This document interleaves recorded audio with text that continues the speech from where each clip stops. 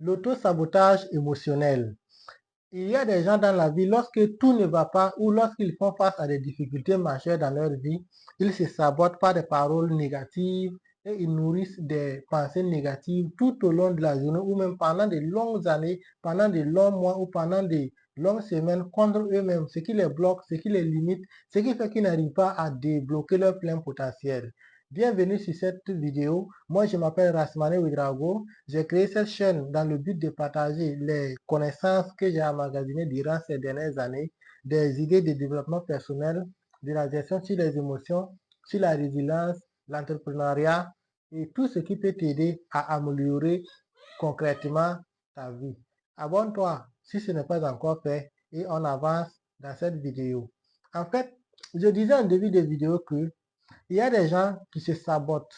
Donc, dans cette vidéo, je vais te montrer ce que c'est que l'auto-sabotage et les clés que tu peux déjà mettre en place une fois que tu vois que tu es en train de prendre ce chemin.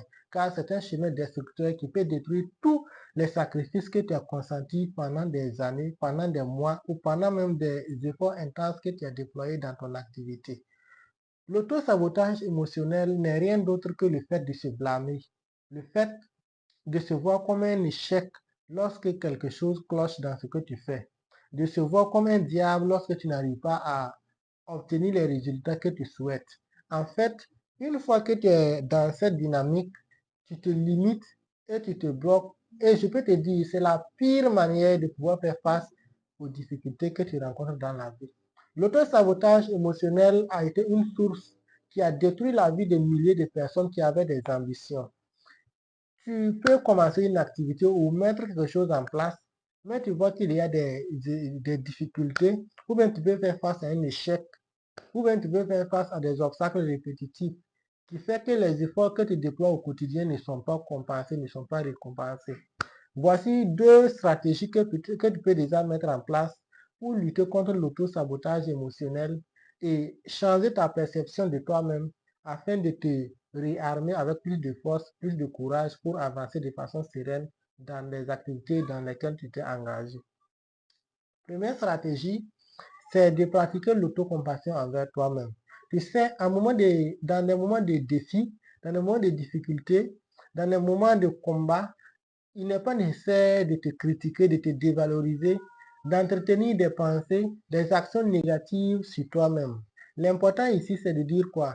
C'est de dire que il est vrai que tu n'as pas pu obtenir les résultats que tu souhaitais. Il est vrai que tu n'as pas été à la hauteur de ce que tu devrais faire. Mais tu te pardonnes, tu pratiques une compassion envers toi-même. C'est ce qu'on appelle l'autocompassion. De la manière que tu pourras pratiquer de la compassion pour une personne qui est dans un état similaire, tu peux pratiquer cette même compassion envers toi, ce que nous appelons l'autocompassion, pour te comprendre, pour apaiser tes émotions, pour apaiser ton discours intérieur et avoir une paix en toi pour être stable avant d'avancer. Donc, la première stratégie, lorsque tu sens que tu es dans l'auto-sabotage, tu dois adopter l'autocompassion. L'autocompassion envers toi-même afin de pouvoir avoir la paix émotionnelle, la paix intérieure, afin d'adopter la deuxième stratégie.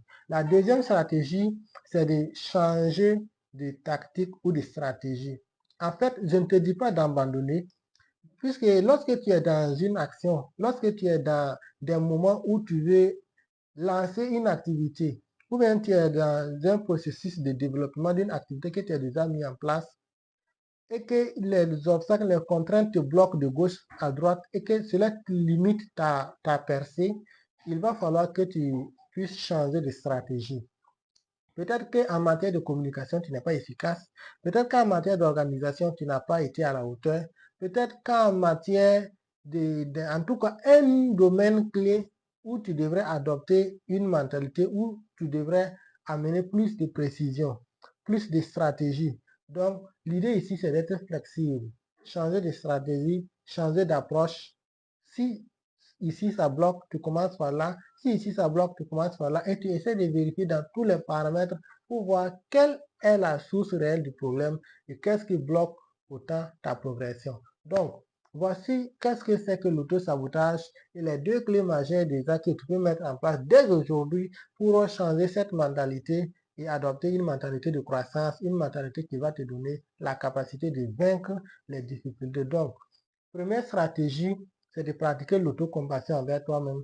Deuxième stratégie, c'est d'être souple, adopter de nouvelles stratégies, adopter de nouvelles manières de faire, de fonctionner, qui va t'aider à avancer de façon concrète et de façon très raisonnable.